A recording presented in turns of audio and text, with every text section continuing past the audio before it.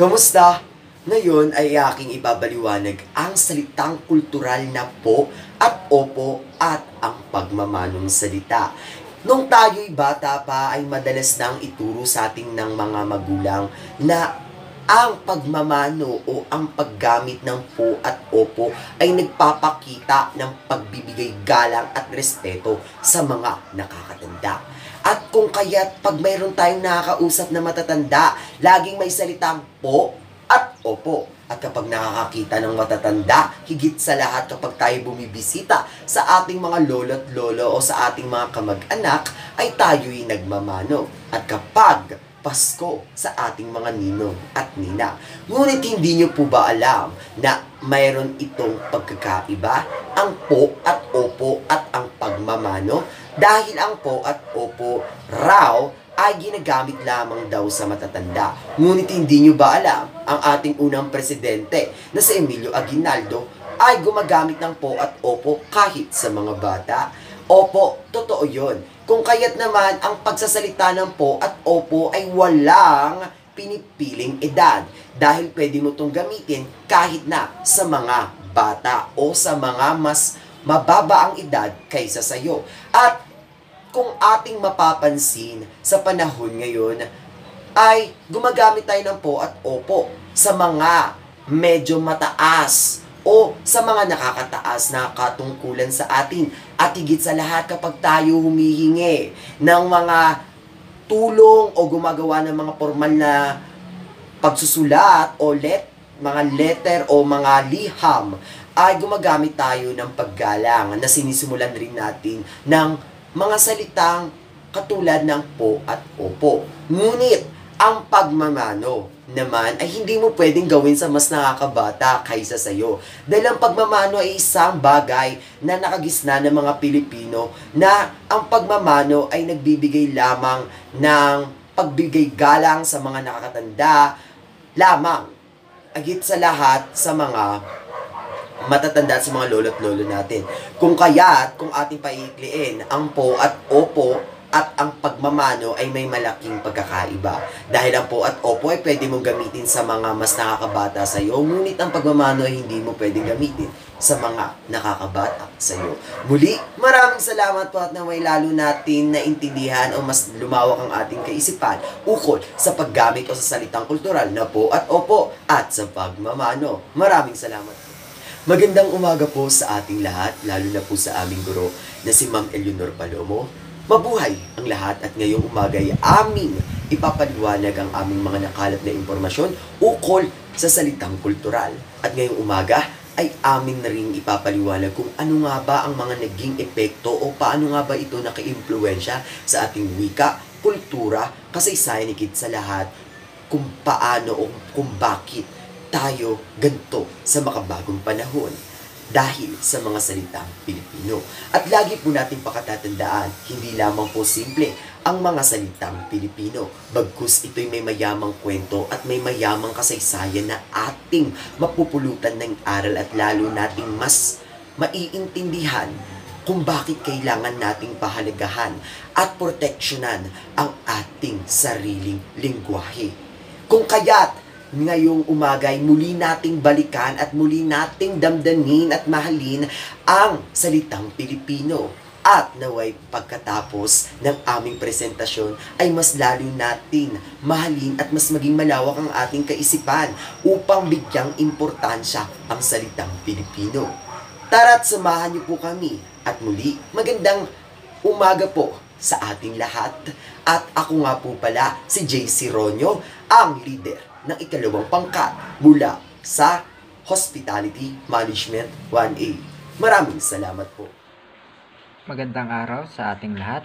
Ang aking tatalakayang salita ay patungkol sa kasipagan at mababang kalooban ng mga Pilipino na konektado sa ating kultura.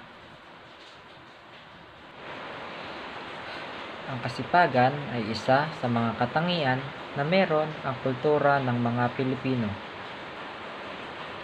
Ang kasipagan din ang nagiging katulong ng mga Pilipino upang makamit nila ang kanilang mga pangarap sa buhay.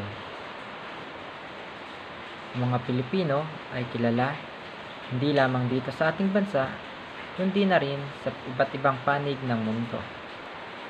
Pagkat naipapamalas nila ang kasipagan sa larangan ng kahit anumang trabaho na kanilang ginagawa sa iba't ibang panig ng mundo.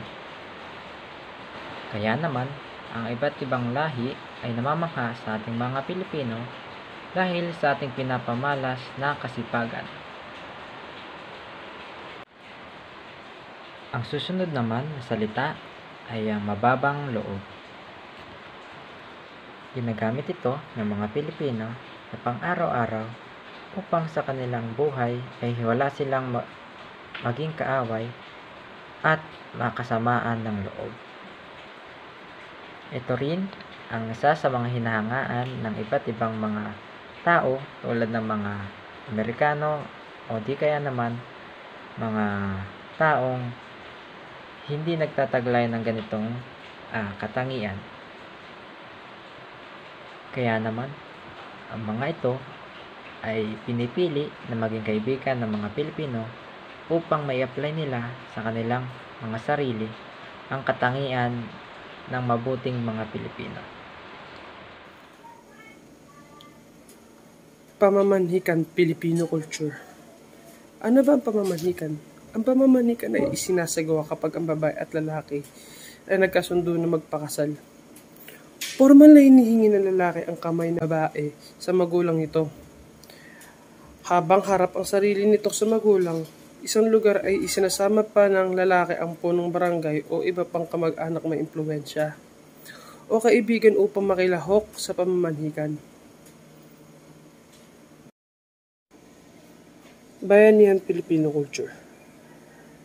Ang bayanan ay isang salitang Pilipino na nagmula sa salitang bayan, ng lugar ng bayan, bansa o komunidad.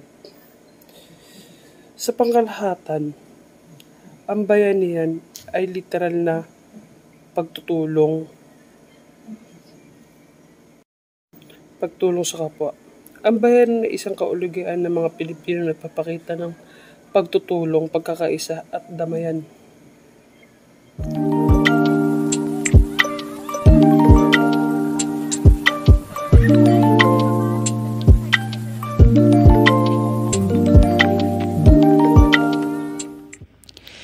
When I was young, I was too lazy to go to church. I preferred to sleep, play, or just eat food.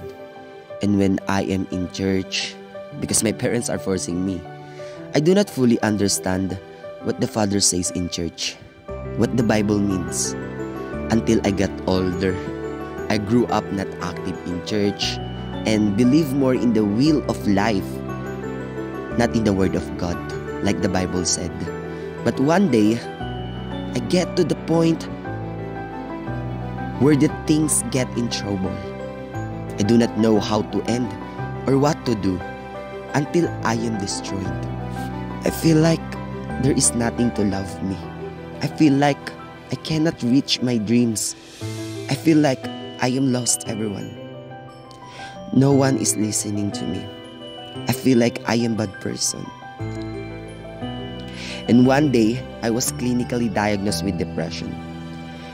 It is so hard to live with a dead soul. I take many medicines, but I feel nothing. I followed all the exercise and activities, but it was not working. I am still stuck with the hardest in my life, and I believe that time no one can save me. I really hate myself because I cannot help myself to fight.